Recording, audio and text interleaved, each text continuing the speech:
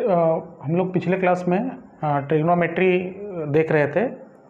तो कुछ ट्रिग्नोमेट्री का अप्रॉक्सीमेशन है ना, जैसे अगर थीटा एंगल जो है अगर 5 डिग्री से कम हो तो हम लोग कहते हैं कि साइन थीटा को लगभग हम लोग थीटा बोलते हैं। क्यों ऐसा बोलते हैं? क्योंकि हम लोग डिफाइन करते हैं एंगल को ऐसे डिफाइन किया जाता है किसी सर्कल में जो एंगल होता है, एंगल अगर ये थीटा एंगल है और रेडियस सर्कल का आर है और ये आर्क लेंथ अगर एस है तो हम लोग थीटा को ऐसे डिफाइन करते हैं, एंगल इक्वल टू होता है आर्क डिवाइड बाई रेडियस। इसका यूनिट क्या होता है? एंगल का रेडियन होता है। हम लोग यूनिट डायमेंशन में डिटेल में सारी बातें पढ़ेंगे। तो इसका यूनिट रेडियन होता है। तो हम लोग कहते हैं जो पाई रेडियन होता है, रेडियन को देखिए ऐसे लिखते हैं, पाई रेडियन मीन्स होता है 180 डिग्री। तो इसका मतलब है कि π/2 रेडियन क्या होगा? तो π/2 रेडियन 90 डिग्री होगा। π/4 रेडियन क्या होगा? π/4 रेडियन होगा 45 डिग्री ना। क्या क्यों? क्योंकि पाई में 180 तो π/4 में 180/4 दैट इज 45 डिग्री। π/6 रेडियन क्या होगा? π/6 रेडियन इक्वल टू होगा 30 डिग्री। π/3 रेडियन क्या होगा?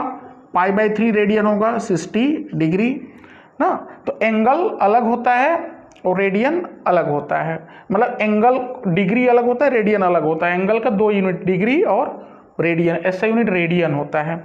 इसका मतलब है कि एक रेडियन जो होगा ना, पाई रेडियन में 1 और पाई का वैल्यू क्या होता है? 3.14, पाई 3.14 22/7। तो पाई रेडियन में 180 डिग्री, तो 1 रेडियन में क्या होगा? तो 1 रेडियन होता है 180/पाई अप्रॉक्सीमेटली आता है 57.5 डिग्री या 57 डिग्री 58 डिग्री अप्रॉक्स हम लोग कह सकते हैं। तो 1 radian equal to 57 degree approx. एक रेडियन में 57 डिग्री होता है। तो अच्छा, हम लोग कहते हैं कि अगर एंगल बहुत छोटा हो तो अगर यहाँ से इस पर हम परपेंडिकुलर ड्रॉप करें तो साइन थीटा का वैल्यू क्या होगा? Sine theta is d/r perpendicular by hypotenuse. अगर ये परपेंडिकुलर यहाँ से ड्रॉप किया गया है यहाँ पे, और थीटा का वैल्यू क्या होता है? s/r। तो कहते हैं कि थीटा अगर बहुत छोटा हो, वेरी वेरी स्मॉल हो, मीन्स 5 डिग्री से कम हो, तो जो d होगा वो लगभग किसके इक्वल टू हो जाएगा? s के इक्वल टू हो जाएगा। मीन्स ये जो डिस्टेंस परपेंडिकुलर डिस्टेंस होगा, ये आर्क लेंथ लगभग क्या होगा? लगभग सेम होगा। क्योंकि एंगल बहुत छोटा होगा तो परपेंडिकुलर ड्रॉप करेंगे तो दोनों लगभग अप्रॉक्स इक्वल आएंगे। तो जब साइन थीटा d/r है और थीटा को हम लोग ऐसे डिफाइन करते हैं s/r, तो कहते हैं अगर एंगल बहुत छोटा होता है तो साइन थीटा क्या हो जाता है? Then we can say that sine theta become nearly equals to theta. अगर एंगल 5 डिग्री से कम हो तो साइन थीटा को थीटा लिख सकते हैं। जैसे कोई पूछे what is value of sine 3 degree, what is value of sine 3 degree, तो साइन 3 डिग्री क्या कर सकते हैं? हम लोग कह सकते हैं थीटा। लेकिन थीटा यहाँ पे ध्यान दीजिए कि थीटा किस में होना चाहिए? थीटा रेडियन में होना चाहिए, डिग्री में नहीं। तो साइन 3 डिग्री का वैल्यू क्या होगा? साइन ऑफ कैसे करेंगे? पाई रेडियन में कितना डिग्री? 180 डिग्री। मीन्स 180 डिग्री में पाई रेडियन, तो 1 डिग्री में कितना?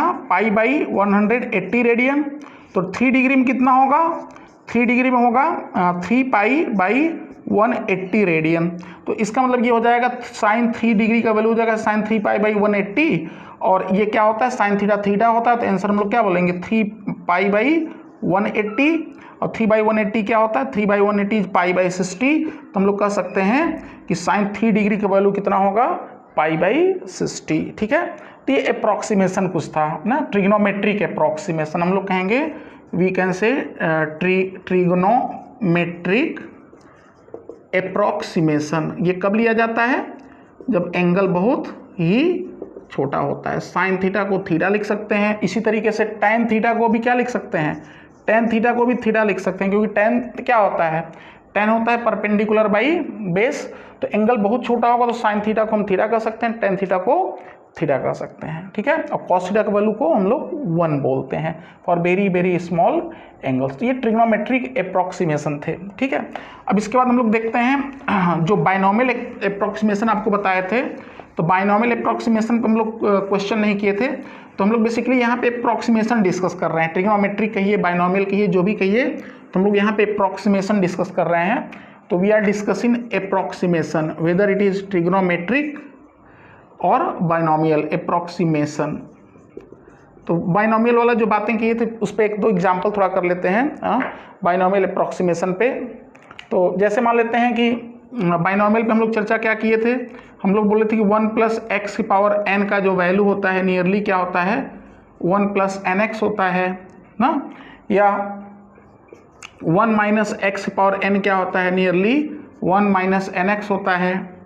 ठीक है, यहाँ पे n फ्रैक्शन इंटीजर ना कुछ भी हो सकता है।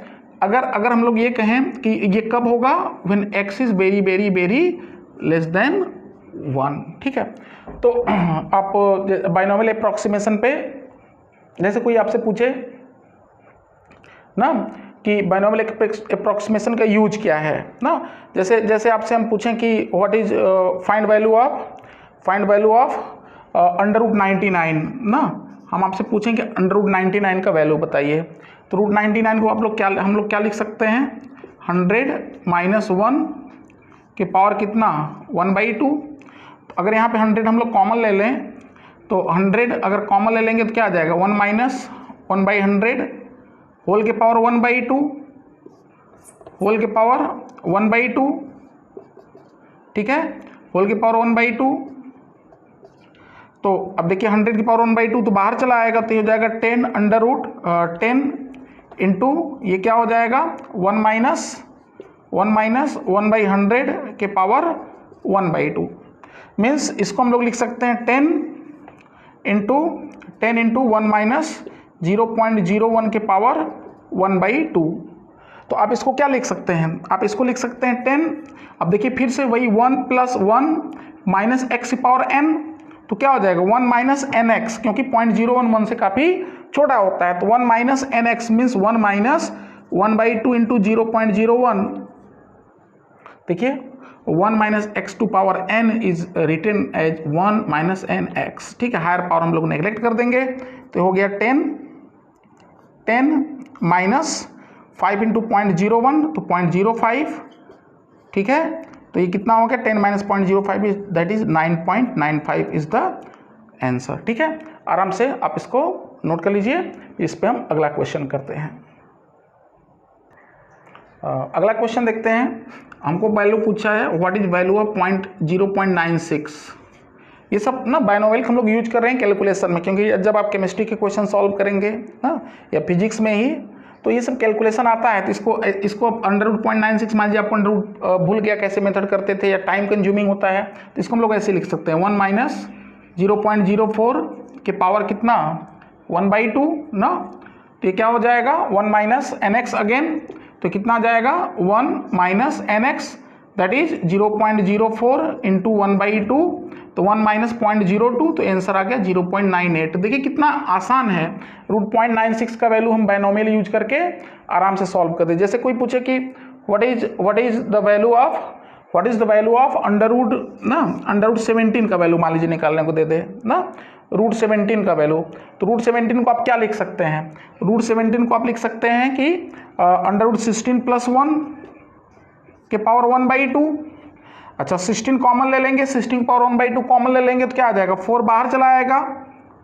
जैसे 16 अगर यहाँ पे कॉमन ले लेते हैं तो 16 की पावर देखिए 1/2 बाहर चला आया, ब्रैकेट में क्या आया, ब्रैकेट में आया 1 +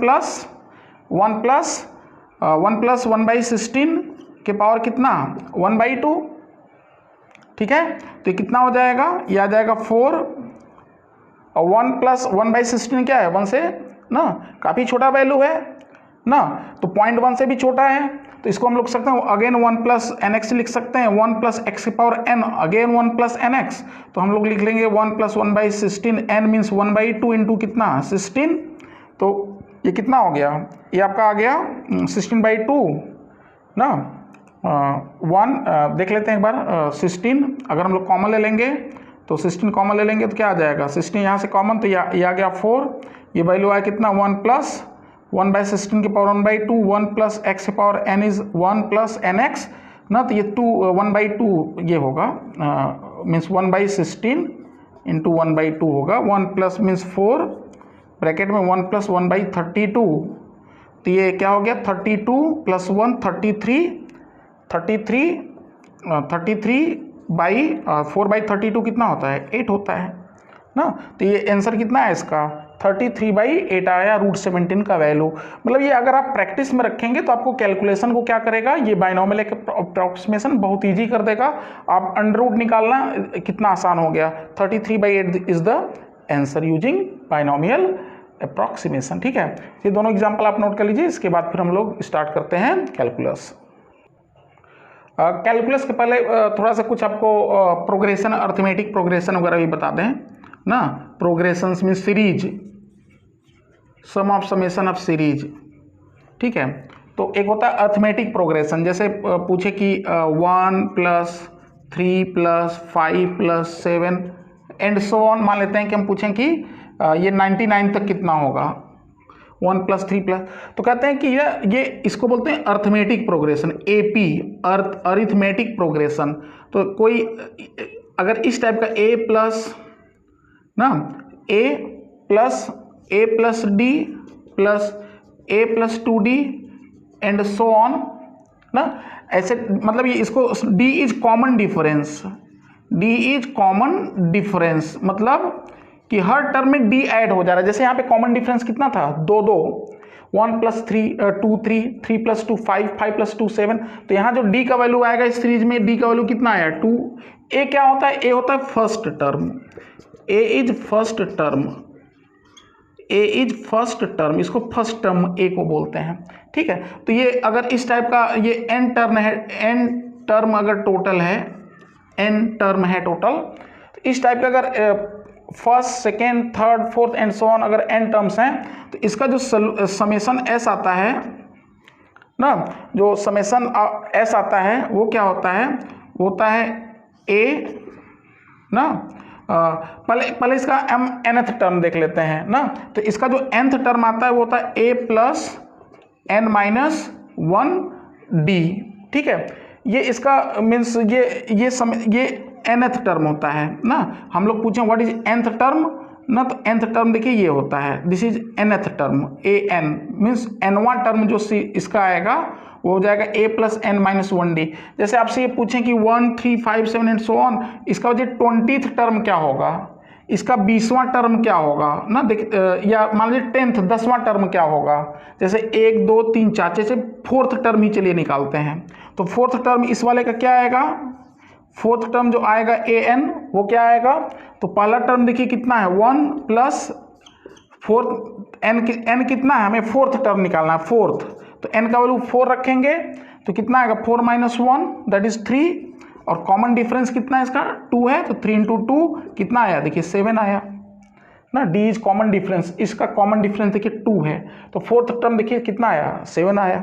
उसी तरीके से पूछता कोई कि ये बताइए कि इसका जो है 9th टर्म क्या आता, व्हाट इज A9 ना, 9th टर्म, तो A9 कितना आता 1 + n - 1 9 - 1 that is 8 into common difference 2, तो कितना आता 17 आता। आप देख लीजिए, करके देख लीजिए, जो इसका 9th टर्म आएगा वो 17 आएगा। ठीक है, तो ये कॉमन टर्म का नोट कर लीजिए, फिर इसका हम आपका समेशन का बताते हैं ना, कैसे इसका समेशन निकालते हैं। ठीक, तो इसको आप स्क्रीन पॉज करके ये डिफरेंस का नोट कर लीजिए। और इसका जो nth टर्म, इसका जो समेशन s आता है वो आता है A/2 ब्रैकेट में 2A + n - 1 इंटू D आता है ना। जो इसका समेशन ऑफ सीरीज है Sn मीन्स टोटल जो ये सारा ऐड करने के बाद जो Sn आता है वो आता है A/2 ब्रैकेट में 2A + n - 1 इंटू D। ठीक है, आप चेक कर सकते हैं, जैसे ना जैसे अगर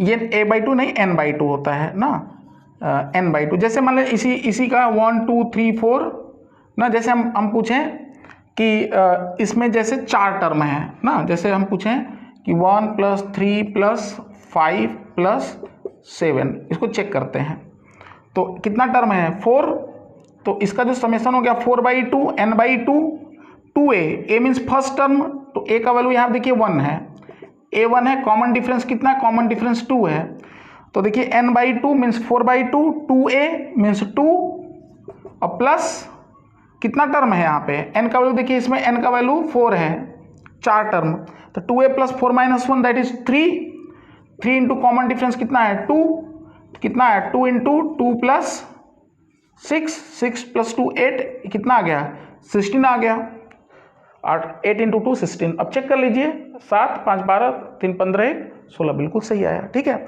मतलब कि ये आपका समेशन ऑफ सीरीज का एग्जाम्पल है। जैसे एक और एग्जाम्पल लेते हैं ना, एक और एग्जाम्पल लेते हैं, पूछा जाए कि फाइंड वैल्यू ऑफ 3 + 7 + 11 प्लस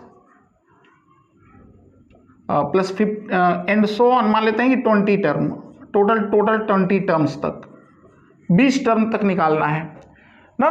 तो अच्छा, कोई पूछे व्हाट इज 20th टर्म, इसका nth टर्म क्या होगा 20 टर्म, तो 20 जैसे यहाँ पूछे जाए कि 20 क्या आएगा, ठीक है, तो 20 क्या आएगा, अगर 20 क्या आएगा तो देखिए क्या होगा a प्लस, तो अगर 20 टर्म पूछा जाए तो a कितना है 3 + n - 1 मीन्स 20 - 1 19, और डिफरेंस कितना है 4, तो कितना आ जाएगा 76 + 3 कितना आएगा 79, मतलब अगर 20 टर्म निकालना है तो dash dash 79।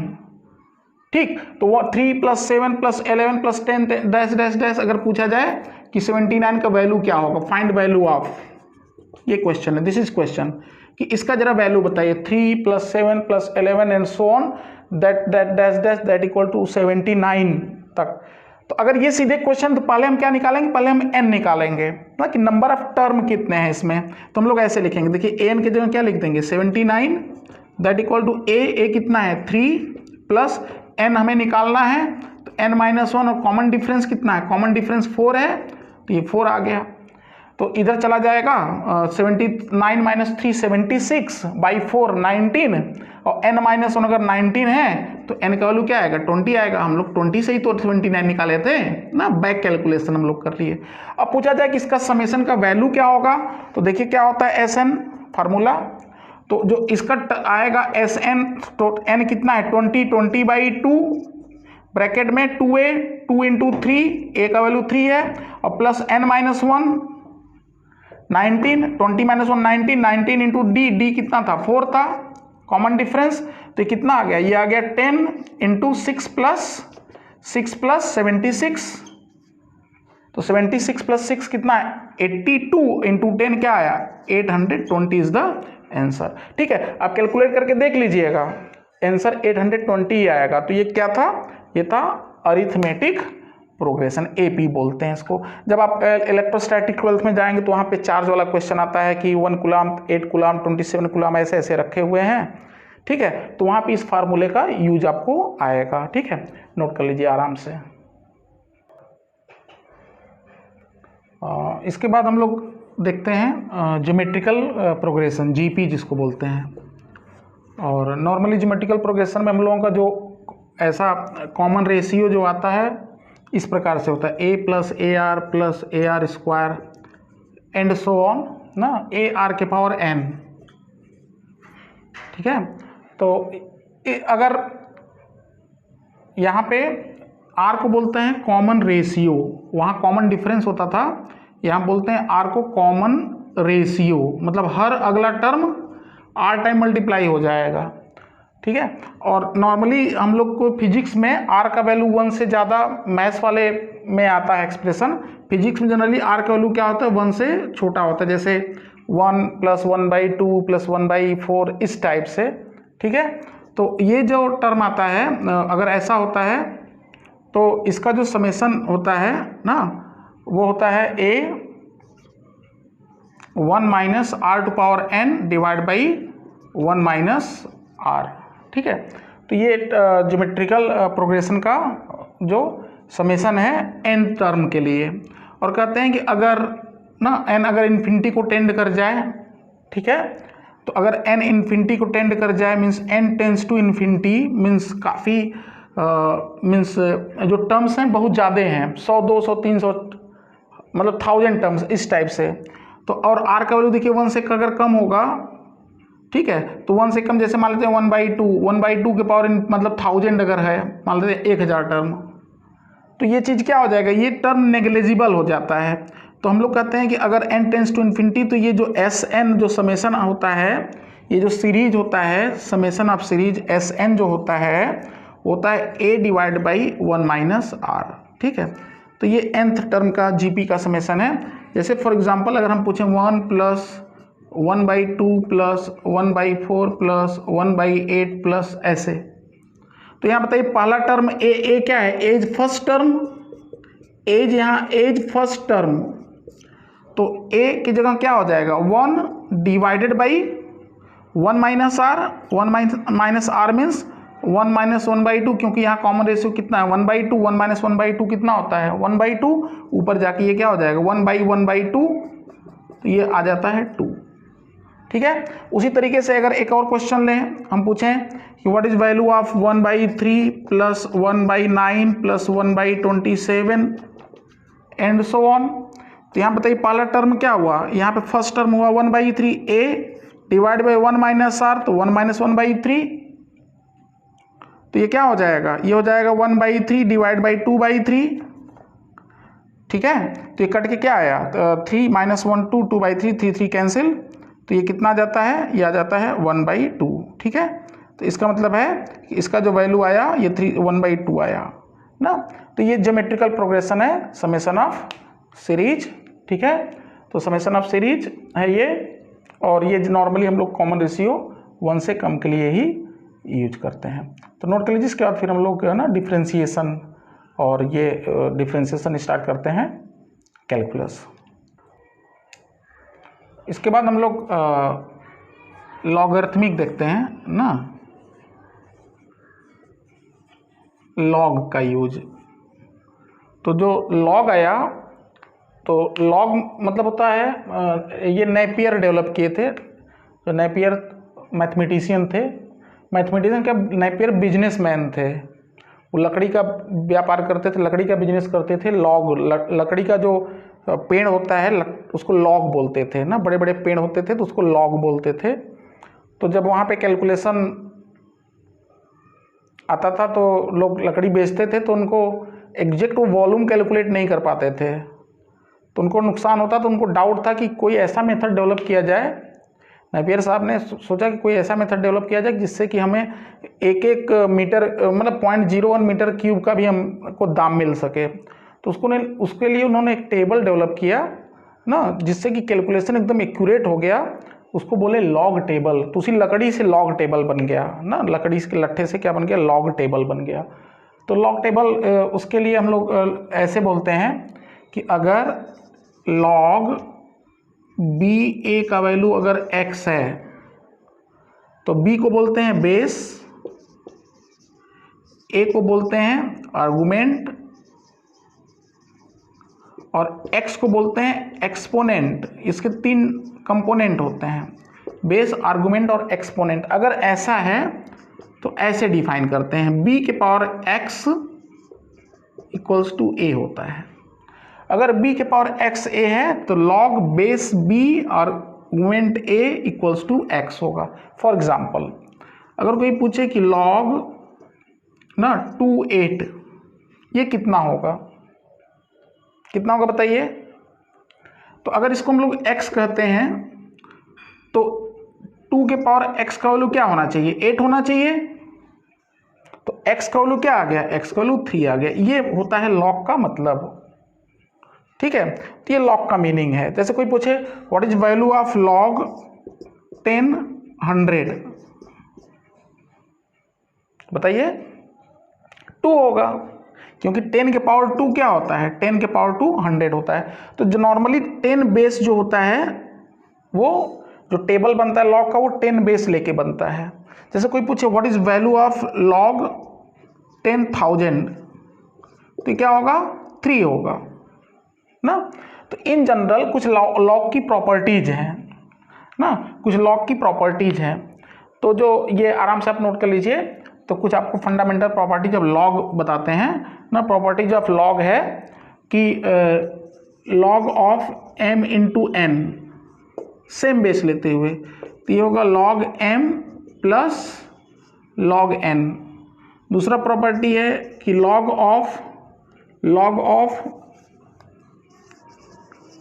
Of m by n, ये क्या होगा log m minus log N ना, लॉग